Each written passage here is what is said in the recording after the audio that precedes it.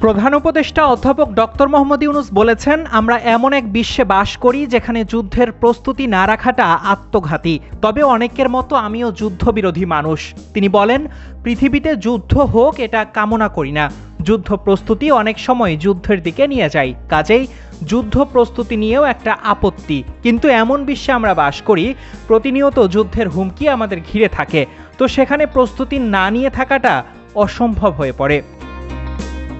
বুধবার ঢাকায় বিমান বাহিনীর বার্ষিক মহড়া অনুষ্ঠানে কথা বলেন তিনি। এ সময় দেশের স্বাধীনতার সার্বভৌমত্ব রক্ষার জন্য যুগোপযোগী বিমান বাহিনী গড়ে তুলতে সরকারের প্রচেষ্টা অব্যাহত থাকবে বলেও জানান প্রধান উপদেষ্টা। উদাহরণ হিসেবে তিনি বলেন, আমাদেরই নিকটে ভারত পাকিস্তান যুদ্ধ শুরু হয়ে যাওয়ার অবস্থা শুরু হয়েছে। সকালের খবরে দেখলাম হয়তো গুজব, আজকেই শুরু হয়ে যাবে যুদ্ধ। কাজেই এই পরিস্থিতির মধ্যে যুদ্ধের প্রস্তুতি না নেওয়াটা আত্মঘাতী।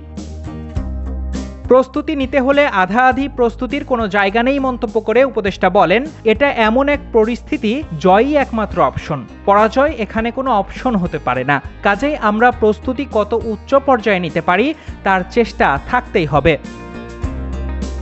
যুদ্ধ একটি ব্যয়বহুল ব্যাপার উল্লেখ করে উপদেষ্টা বলেন, আমাদের অর্থনীতি দুর্বল অবস্থায় আছে। এমনিতেই বাংলাদেশ মজবুত অর্থনীতির দেশ হয়ে গড়ে উঠতে পারেনি। তার মধ্যে বিগত সরকারের কারণে যা ছিল তাও লুটপাট হয়ে গেছে। শান্তির দিকে হাত বাড়িয়ে রাখতে হবে সব সময়, কিন্তু প্রস্তুতিও থাকতে হবে।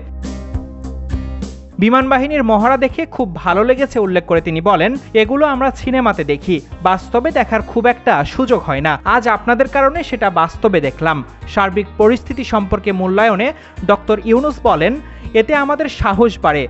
শুধু যুদ্ধের সাহস না, আমাদেরই ছেলেমেয়েরা এমন দুর্দান্তভাবে প্রস্তুতি নিতে পারে, কঠিন সমস্যার মোকাবেলা করতে পারে, এটা দেখে বুক ভরে যায়।